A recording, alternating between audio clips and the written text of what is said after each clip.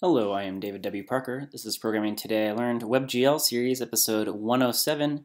Today we're going to be building a basic shared primitive from previous episodes' work. So if you take a peek at the last episode, we created this plane that was basically the same as the cube, but just the front-facing side of it.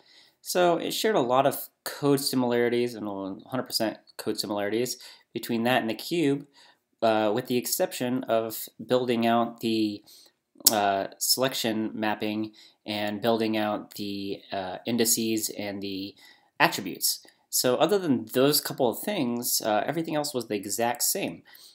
So in order to reduce the amount of code that is duplicated within our application here, what we're going to do is we're going to extract out everything that needs to be extracted out and share things that can be shared. So in this episode, we have these two new primitives here. One is the cube and one is the plane. And we're basically just going to have it build out with the attributes and the indices. I'm also setting this object type here. We don't have to do that. It's just something that I did to keep things a little cleaner if I wanted to use that later.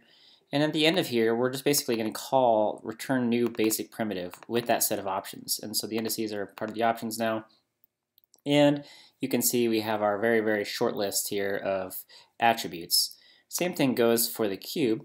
We have our attributes here listed out with each of the sides, and then a very, very short thing for the indices as well. So what's the basic primitive look like? Take a peek. It has basically all the functionality as the other ones.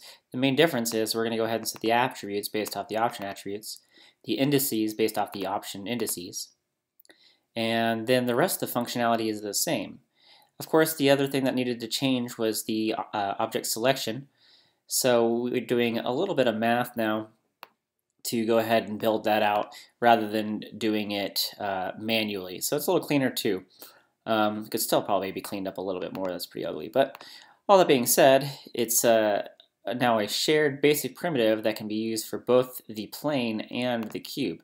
So each of these are being rendered based off that one from before. So that's it in terms of what's going on for building out this basic primitive. So that's it for this episode. If you like what you saw, go ahead and subscribe and give a like, share on social media if you will. Go to ProgrammingTIL.com and sign up for my newsletter. Have a great one. Thanks.